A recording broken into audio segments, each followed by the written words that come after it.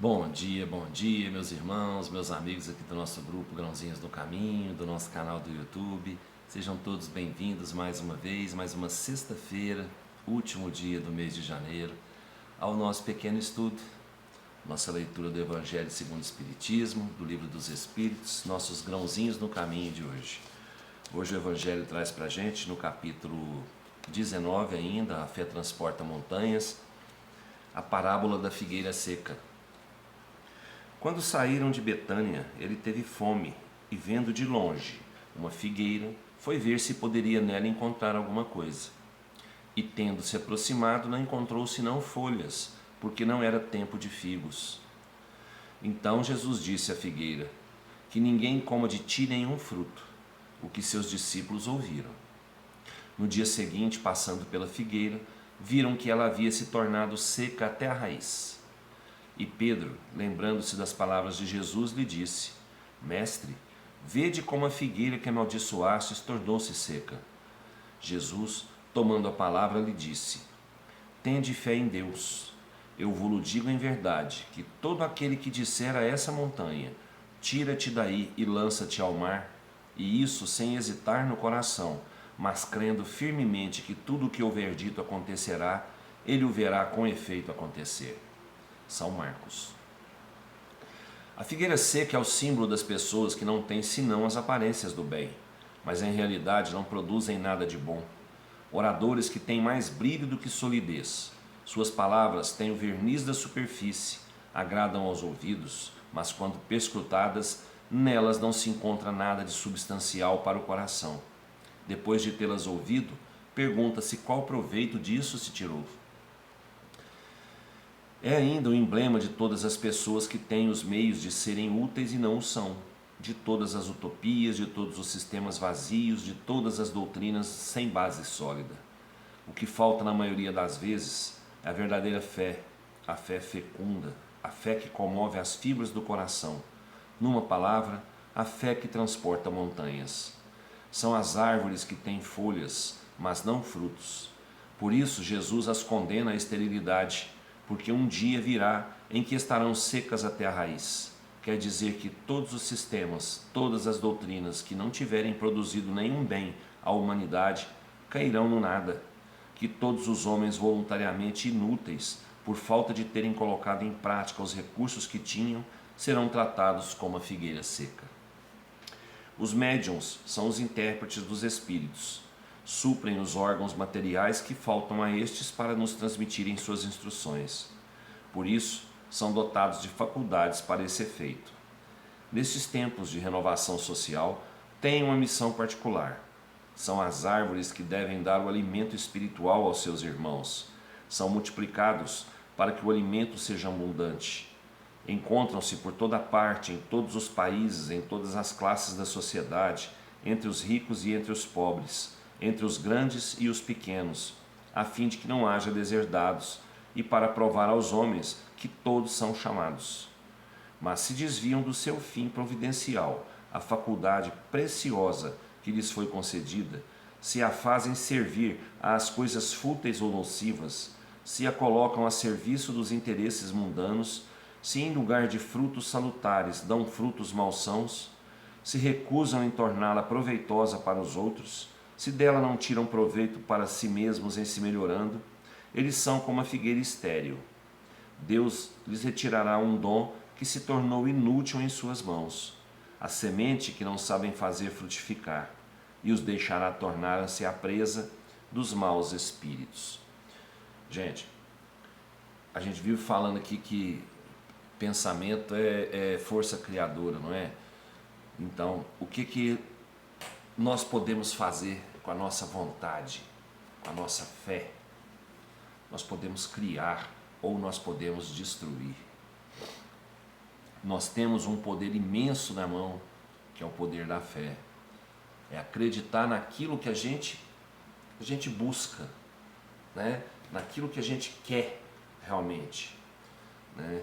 A nossa fé é a nossa força e o nosso pensamento é criador.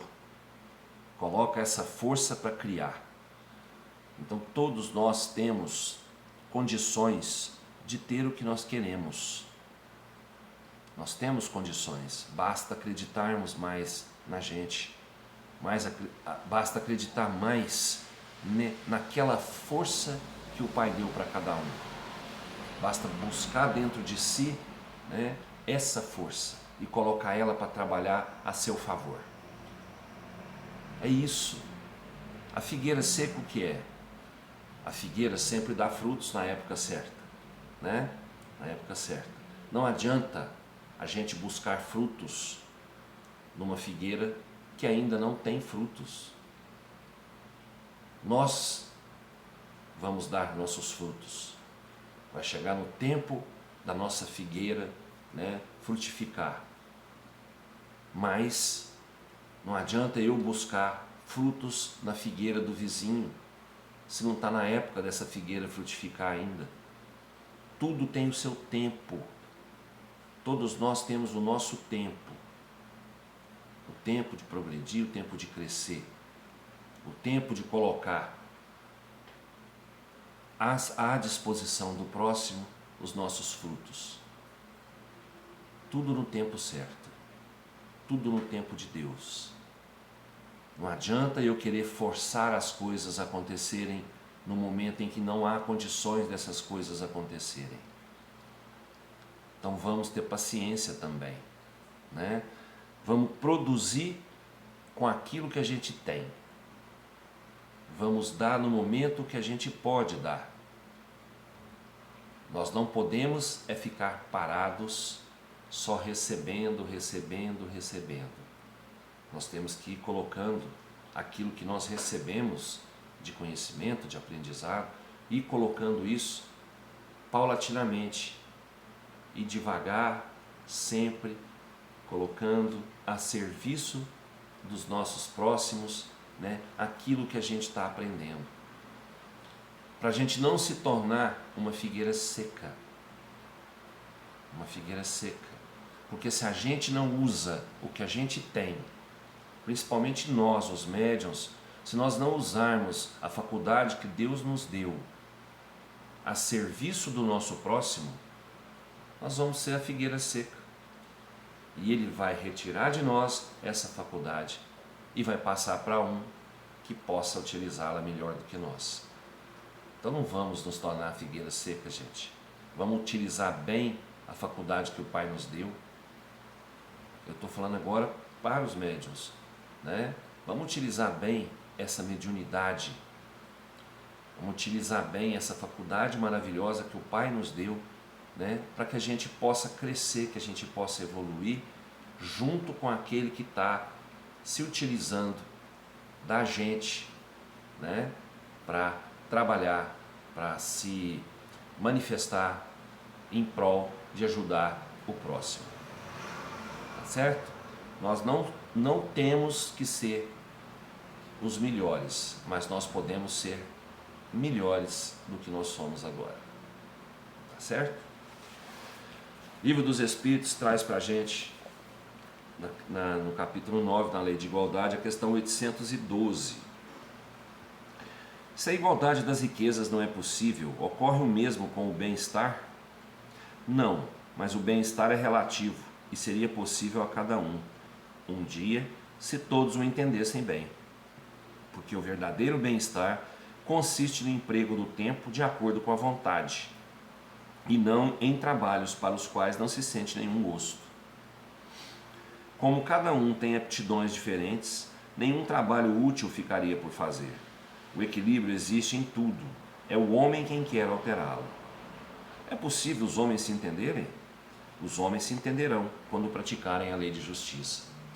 Gente, bem-estar. A gente tem que estar bem onde a gente está. A gente tem que estar bem fazendo o que a gente gosta de fazer. Se eu estou em um lugar, eu estou fazendo uma tarefa e eu não gosto de fazer essa tarefa, eu não vou estar bem, né? O meu bem-estar aí está sendo alterado, né, por mim mesmo, pela minha vontade, porque eu estou ali, porque eu preciso, mas eu não me sinto bem fazendo o que eu estou fazendo. Então eu não vou estar com o meu bem-estar, né? Então existe sim essa desigualdade Mas isso é tudo pelo homem mesmo. É tudo pelo homem mesmo.